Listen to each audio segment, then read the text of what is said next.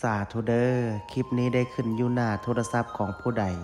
ขอให้พระภูมิเจ้าที่พระแม่ธรณีเจ้าทางจงเปิดประตูเงินแสนอยู่บ้านจงเปิดประตูเงินล้านอยู่เฮือนลูกหลานเฮ็ดหยังจงราบรื่นทุกประการจงอย่าข่มอย่าฆ่า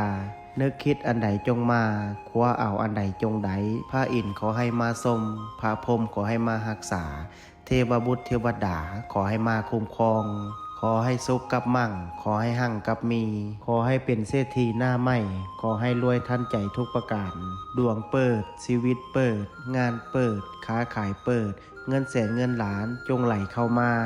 มือซ้ายจับเงินตื้อมือขวาจับเงินแสนว่าไปจงมีคนซอยสู้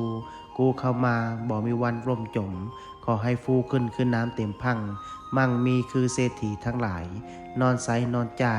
อูอาอูอังนะโมพุทธายะท่านใดที่ได้ร่วมพิมพ์สาธุกดแชร์